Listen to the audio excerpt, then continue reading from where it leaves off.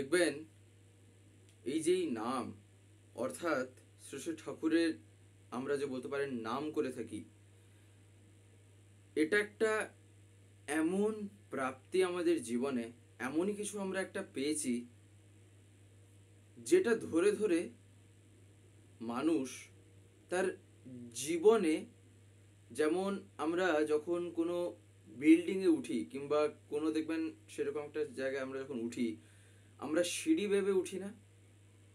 এবারে এই একতলা, দুতলা, তিনতলা এরকম করতে করতে করতে আমরা উঠে যাই।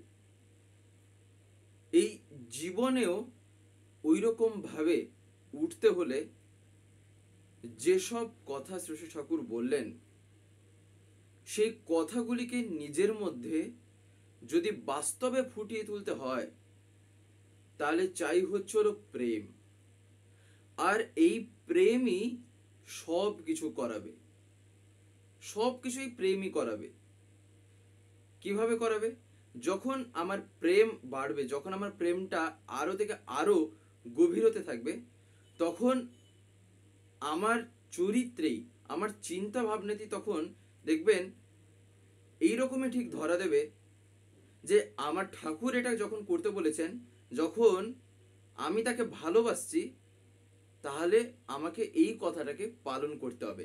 তার কারণ যে যাকে ভালোবাসে সে অতি অবশ্যই চায় তাকে সে খুশি করবে, যে করে হোক সে খুশি করবে, তার কথাটাকে মেনে চলে সে আনন্দ পাবে। তাই সে কি চাইবে না, সেই কথাগুলি সে মানুক। আর পরমপিতার জগতেও এর কোনো ব্যতিক্রম ঘটেনি। অর্থাৎ আমি যখন তাকে ভালোবাসছি, তার মানে আমি তার কথাগুলি মানার জন্য এবার আস্তে আস্তে আমি তৈরি হয়ে গেছি। সেই বলতে পারেন বেস, সেই ভূমিটা আস্তে আস্তে মজবুত হতেই থাকবে।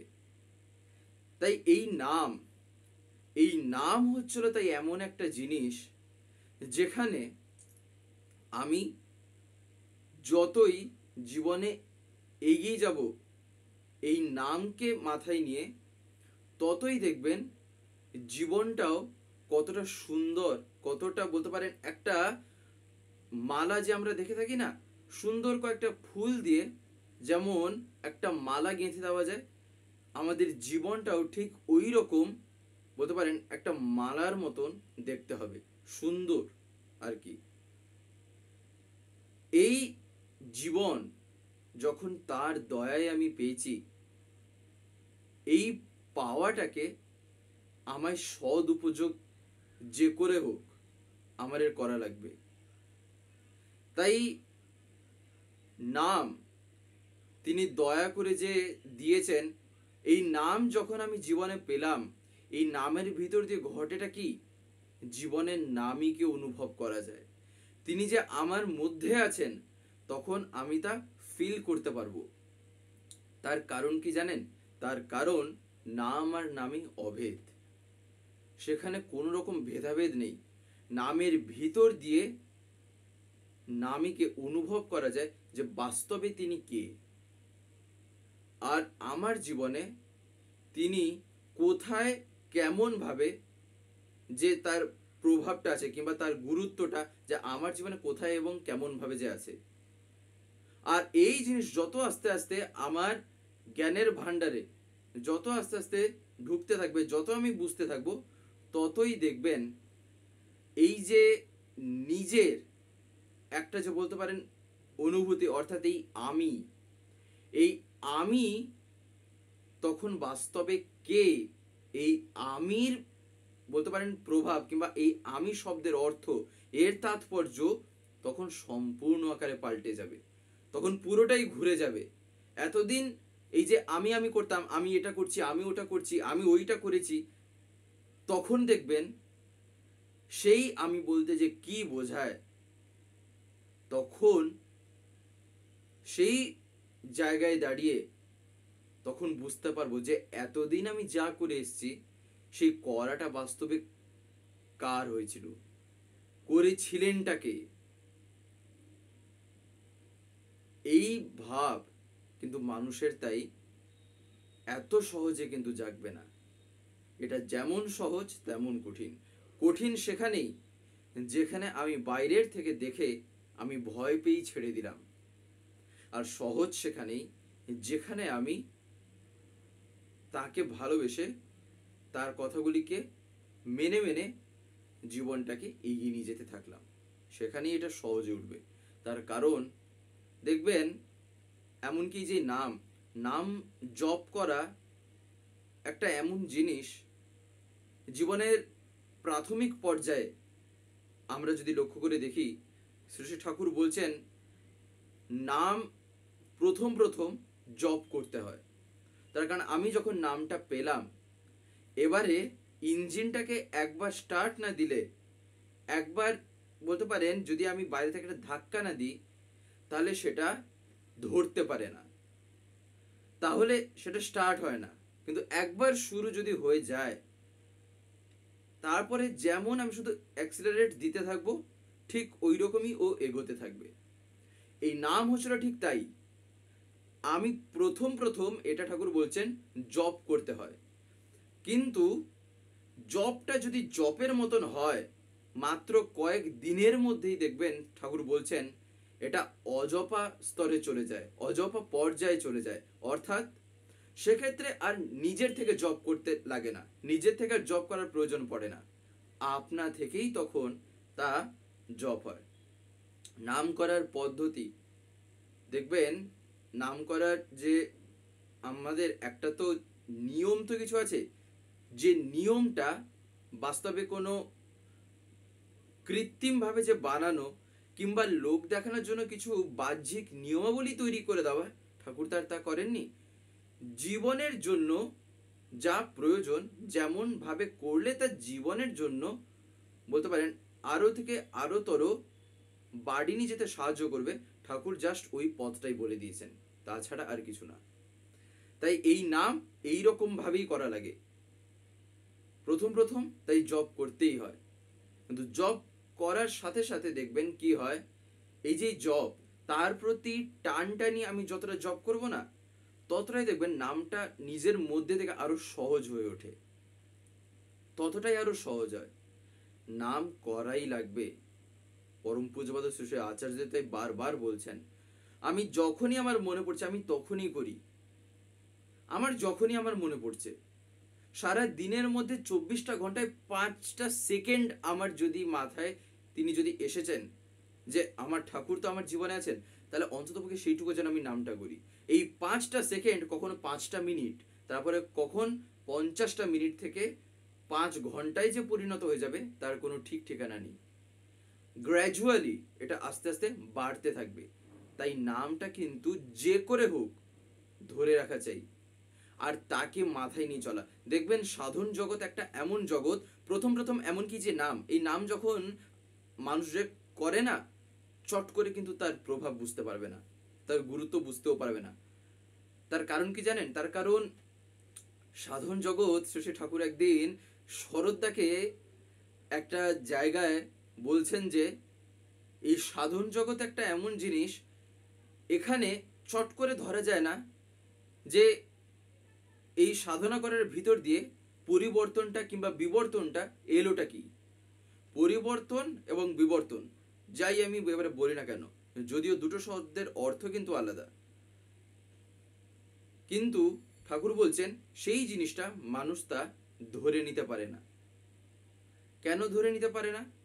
না, তার কারণ মানুষ এতদিন যেভাবে চলে এসছে, সেই বৃত্তি প্রবৃত্তি দ্বারা রঞ্জিত হয়ে সেই চলায় তার শরীর মন সব কিছু, ঠাকুর বলছেন কায় মন বাক্যে কি হয়ে গেছে না, এই বৃত্তি প্রবৃত্তি সব জায়গায় তার প্রকাশ পেয়েছে।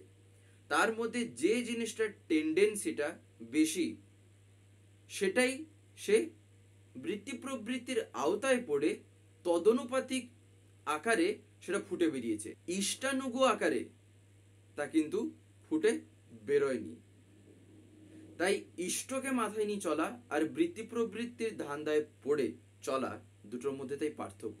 তাই ঠাকুর বলছেন যে লেগে থাকা লাগে, যাতে কি না পিছিয়ে পড়তে না হয়।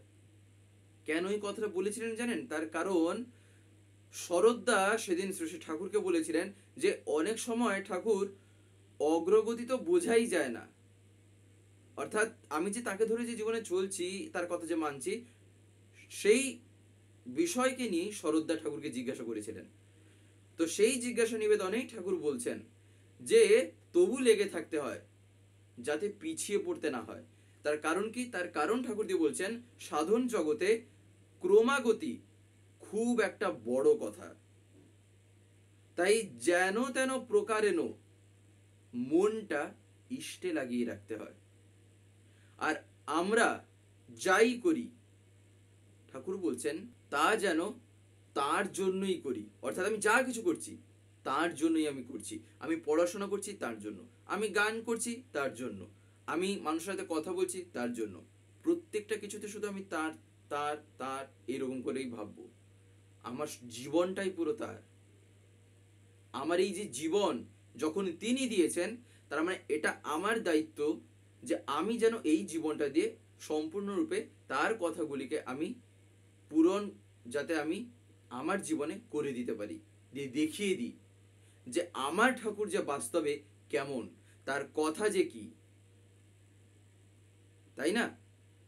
তাই ঠাকুরজি তখন বলছেন যখন এই ভাব আসবে যে আমি সব যা কিছু করছি তার জন্যই আমার করা, তার জন্যই আমি করি, তখন ঠাকুর বলছেন তিনি গন্তব্য। সে কথা তখন সর্বদা, তখন কি হয় না, নিজের স্মৃতিতে, তখন ঠাকুর বলছেন এই জিনিসটা নিজের স্মৃতি পথে তখন জাগ্রত করা চাই, জাগ্রত থাকা চাই। তাই নাম এমন করে অভ্যাস করা লাগে যাতে, ঠাকুর কি বলছেন জানেন, তিলেকের তরেও আমাদের যেন না ছাড়ে। তিলেকের তরেও যেন ঠাকুর বলছেন তা যেন না ছাড়ে। তাহলে দেখেন ঠাকুর নাম নিজে কি বলছেন। তাই নামে যদি রুচি হয়, সেই রুচি কি করে না জীবনে এগিয়ে নিয়ে যাবে। নামে তাই রুচি থাকা চাই। একটা ঠাকুর বলছেন নেশার মতন যখন জাগবে, সেই নেশা যখন পেয়ে বসবে, তখন বাদবাকি দিকের যে নেশা, সেই নেশাও তখন ইষ্টে কেন্দ্রায়িত হয়ে যায়। আমি যে বৃত্তি প্রবৃত্তিকে আমি দোষারোপ করছিলাম, ঠাকুর বলছেন সেই বৃত্তি প্রবৃত্তি তোমার ইষ্টের পূজায় তখন অর্ঘ্য হয়ে উঠবে। অর্থাৎ আমি আমার প্রভুর যে জীবনে তাকে যে মাথায় নিয়ে চলছি, তার যে আমি পূজা করছি, ঠাকুর বলছেন সেই পূজায় তোমার এই বৃত্তি প্রবৃত্তি তখন সেই পূজার অর্ঘ্য হয়ে উঠবে। তুমি সেই বৃত্তি প্রবৃত্তি দিয়েই ইষ্টের সেবা করবে তখন। তাই